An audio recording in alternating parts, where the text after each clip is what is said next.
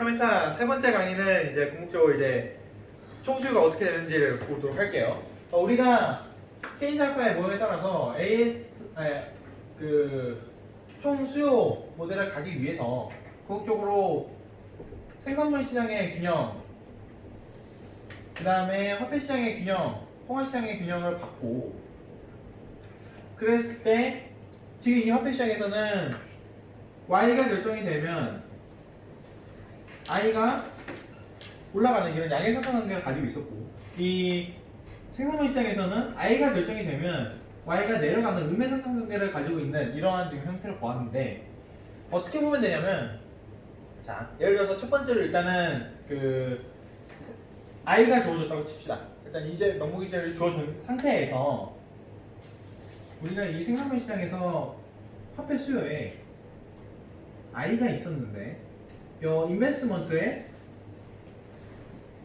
이자율이 있죠. 그렇기 때문에 이자율이 결정이 되면 총 수요에 영향을 미치게 돼요.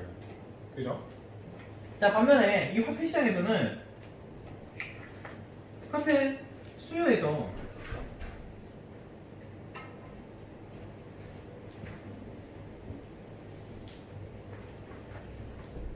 소득이 화폐 수요를 또 결정하기 때문에, 그죠? 그렇기 때문에 자, 여기서 이자율이 결정되면은 이자율이 주어졌어요. 그러면은 요거를 통해서 YD, 즉 이 Y가 결정이 되겠죠. 그럼 이 Y를 또 화폐 시장에다 또 화폐 수요에 또 영향을 미치기 때문에 또 여기다 또 대입을 해서 풀면은 또 이 화폐 시장에서 균형된 이자율이 또 형성이 되겠죠. 그 또 이자율이 여기 들어가가지고 또 균형을 또 찾아 나가고, 이 과정을 무한번 반복을 하게 되면 궁극적으로 전체 시장의 총수요, 시장의 전체적인 규모를 알 수 있게 되는 거죠. 총수요. 총수요 같은 경우에 우리가 어떻게 그림을 그릴 거냐면,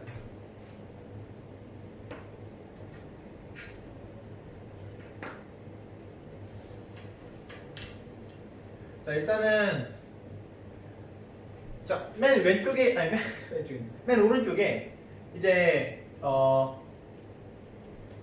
총 공급 곡선을 한번 그려볼 거예요. 총 공급 곡선은 우리가 IS 곡선 그릴 때 우리가 어떻게 그렸냐면, 이자율이 변하면 얘가 어떻게 되느냐로 봤죠. 그 전에 그럼 그 시장에서 생산물 시장의 균형 자체는 Y랑 Y 평면에서 결정이 된다는 사실을 봤잖아요. 그랬을 때 Y가 결정되면, 그러니까 I가 결정되면 그 상황에서 Y가 어떻게 되는지를 보는 거고, 그런 것하고 동일하게 하여튼 그런 논리를 계속 사용해서 우리가 그려볼 건데, 쉽게 말해서 이때 I를 변화시켰다는 걸 이자율에 충격을 줬다라고 표현을 하는 거예요. 이자율, 그러니까 이미 시장에 어떤 균형점들이 존재할 텐데 이자율이 충격을 주면 Y가 어떻게 변하는지를 보고 싶은 게 IS 곡선이고, 반대로 얘는 Y에 충격을 주면 I가 어떻게 변하는지를 보고 싶은 건데, 그러면은 이 총수요 곡선 같은 경우에는 우리가 Y가 어떻게 계속 균형이 발생했을 텐데 P를 충격을 주게 되면, 가격을, 물가 수준을 충격을 주게 되면 이 총소득에 어떤 영향을 미치는지를 보고 싶은 게 총수요의 기본적인 방향이라고 보면 돼요. 그래서 Y좌표에 이제 P를 쓸 거고 X좌표에 실질 GDP를 쓰게 될 건데, 실질 소득을 쓰게 될 건데, 방금 전에 말했던 것처럼 P 충격을 줬다 했죠. P 충격이 무슨 얘기냐면 P가 주어지면 Y가 어떻게 되느냐에 대한 얘기인데, 그 말은 P에서 출발해서 Y로 결정되겠다는 거고, 즉 여기서 총수 곡선은 궁극적으로 이 P 가격이 X 변수고 얘가 원인 변수고 얘가 결과 변수, 종속 변수인 걸 볼 수 있어요. 그리고 여기는 이제 ISLN 평면을 보게 될 거고, ISLN 평면은 우리가 구할 수 있는 게 둘 다 똑같이 명목 이자율과 실질 소득의 균형 상태에서의 평면이기 때문에 두 그래프 동시에, 그렇기 때문에 이 그래프에서 우리가 살펴볼 수 있고, 우리는 근데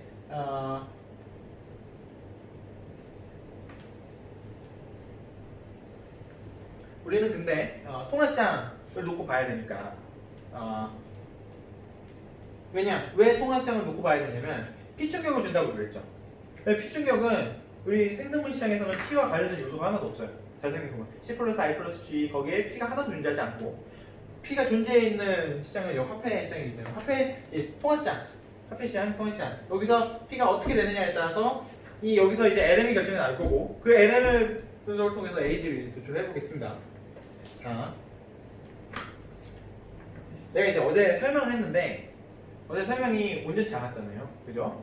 온전치 않았어요. 근데 어제 설명이 온전치 않았던 이유를 아까 화폐 시장에서 어떻게 우리가 규정을 지었냐면 이 화폐 수요에서 궁극적으로 우리가 이 실질 화폐로 놓고 보면 실질 화폐 수요에서는 이 가격은 이미 이게 이렇게 결정이 된 거지 실질 화폐 수요에 가격이 들어가 있지는 않거든요.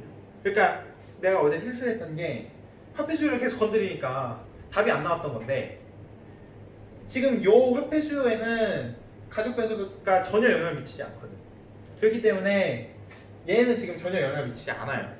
아까 본 것처럼 MS가 움직이는 거지. 요 화폐 수요가 아니라 화폐 공급이 움직이는 거지. 그래서 어제 계속 틀릴 수밖에 없었던 거고. 자, 그래서 오늘 그거 이제 정정하러 갑시다. 아니 잠깐만. 이게 여기 아니라 여기는 아니고 이렇게 되죠. 자, 그려볼게요 한번. 일단은 통화시장에서 균형은 통화 공급과 통화 수요로 이루어져 있다고 했는데 선생님. 네? 그런데요. 네? 왜 맨날 필요 나눠요?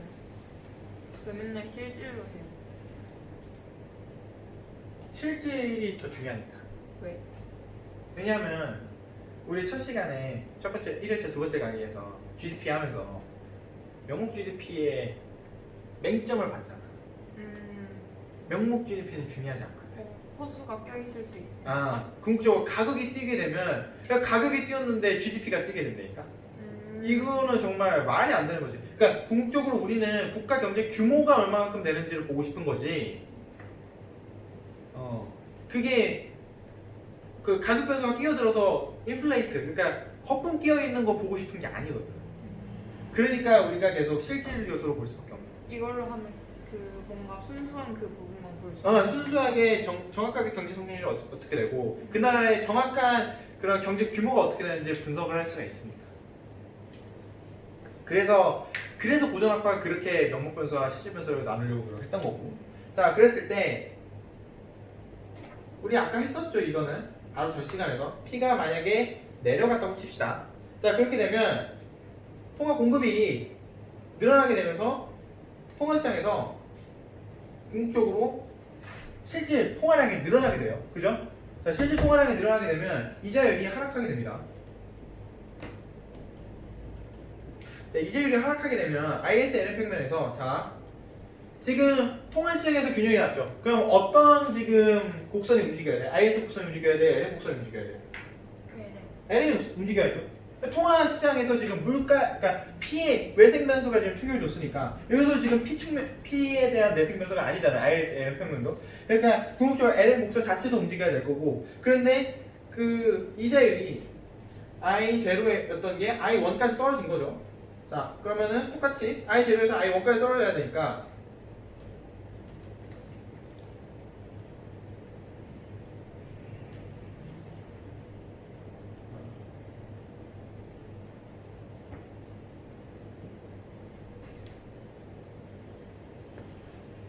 떨어지게 돼요. 시장의 균형에 의해서 떨어지게 됩니다.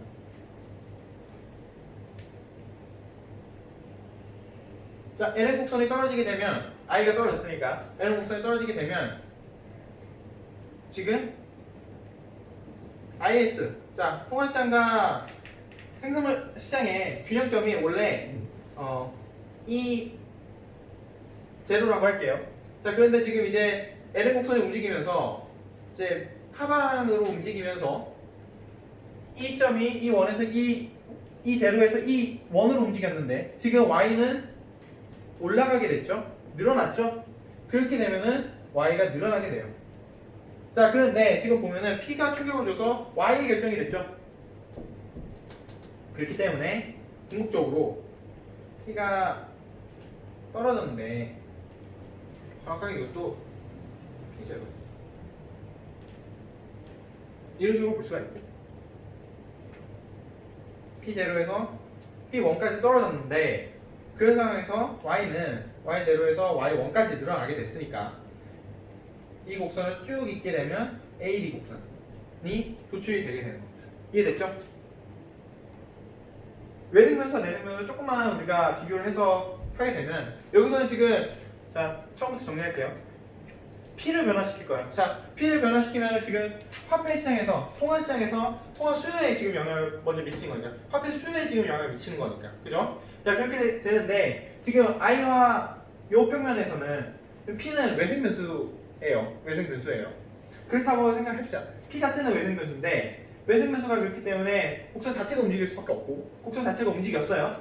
그런데 그래서 이자율이 변했는데 여기서도 지금 P 평면은 없잖아요. 여기서 이 ISLM 곡선에서도 P는 외생 변수이기 때문에 거기서도 이제 또 곡선이 또 LM이 외부적인 충격 때문에 하락하게 되고 그렇게 돼서 I가 올라가게 되는데 여기서 이제 P와 Y의 평면이기 때문에 이제 설명이 가능한 거죠. 한 곡선상에서 P가 떨어졌을 때 Y가 이만큼 늘어나게 되더라. 그래서 이 곡선을 AD 곡선이라고 우리가 하기로 했어요.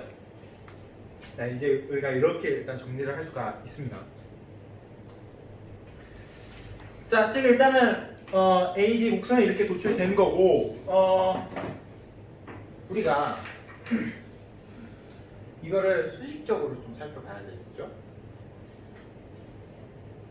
뽕이 없네. 다들 잘 나왔구나.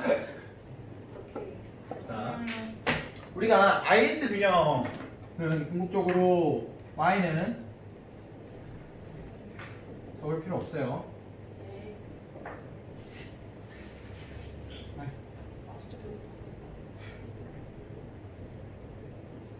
여기는 이제 독립투출, 그러니까 C1, I1, G1, 그다음에 마이너스 NPC 플러스 T가 있고 그리고 LM 같은 경우는 I가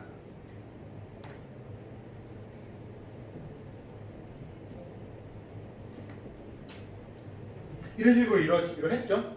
자, 그런데 여기서 지금 우리가 이 R을 이 방정식에 의해서 우리가 이걸 0이라고 가정했었기 때문에 공적으로 이거를 I로 바꿀 수가 있었고 그렇게 되면 요거를 여기에 그대로 대입을 할 수가 있겠죠. 그죠? 그렇게 됐을 때 우리가 그럼 여기 또 이제 우변에 또 Y가 있으니까 이걸 또 이렇게 치환을 해서 계산을 하게 되면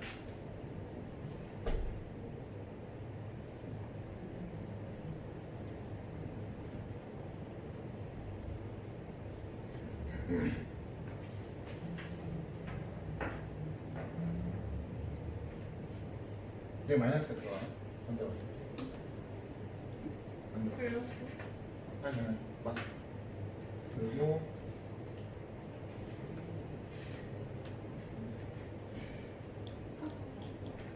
자 이런 식으로 우리가 궁극적으로 도출할 수가 있을 거예요.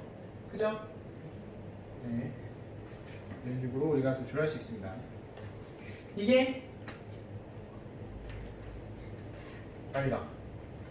지금 잘못했죠? 지금 얘를 빼먹었죠? 얘만 집어넣었습니다. 이거를 이렇게 또 바꿔가지고 이렇게 집어넣어야 되는데 그럼 얘를 지금 빼먹었으니까 이 같은 경우에는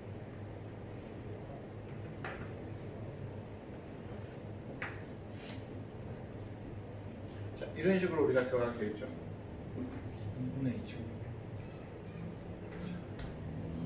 계산을 좀 더 하게 되면 그래서 P가 여기 결정이 되고 그런 상황에서 Y가 어떻게 결정이 되는지를 볼 수가 있습니다. 총수의 곡선을 통해서 총수의 곡선을 이렇게 우리가 도출할 수가 있고 수직적으로도 이렇게 표현할 수 있다라는 겁니다. 그러면 여기서도 뭐 이거는 현재 지금 특별하게 나와 있진 않는데 제 교환은 지금 특별하게 설명 안 했는데 이거는 몰라도 되는데 만약에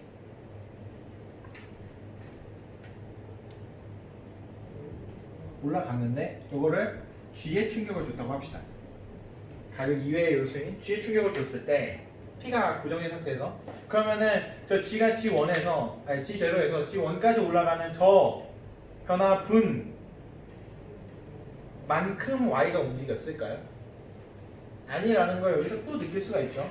지금 G가 저만큼 요걸 이제 요만큼 G가 움직인 걸 델타 G라고 하면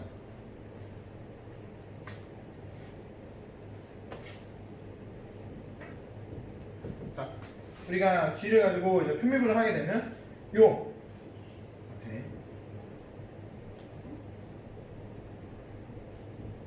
이렇게가 나오게 되죠. 요만큼 움직인 거니까 편미분을 하면 즉 쉽게 말해서 여기서 이 y의 증가분은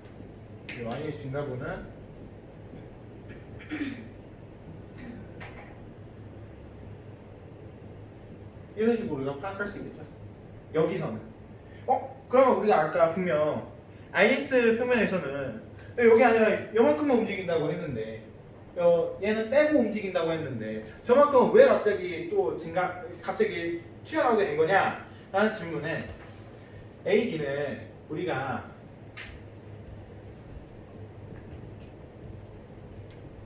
생산물 시장과 홍화 시장의 공동 균형 점이거든요. 그러니까 아까 그 승수는 생산물 시장에서만 놓고 봤을 때의 승수인 거고, 요거는 이제 시장 전체, 그러니까 통화 시장까지 놓고 봐야 이제 AD가 결정이 된다면 그때의 승수는 이렇게 확장돼서 우리가 볼 수 있는 거죠. 이해됐죠? 그런 차이가 있는 거고, 요거는 이제 뭐 조금만 식을 들여다 보면 나오는 거니까 이 정도로만 해서 이제 총수율을 우리가 맞출 수 있을 것 같아요. 이렇게 해서 이제 우리는 이제 케인즈 합화의 기본적인 생산물 시장의 균형과 그다음에 화폐 시장의 균형, 그걸 이제 통틀어서 이제 AD 곡선까지 우리가 총수율을 도출해 봤습니다. 그럼 이제 다음 시간에 총 공급을 진행을 해 볼게요.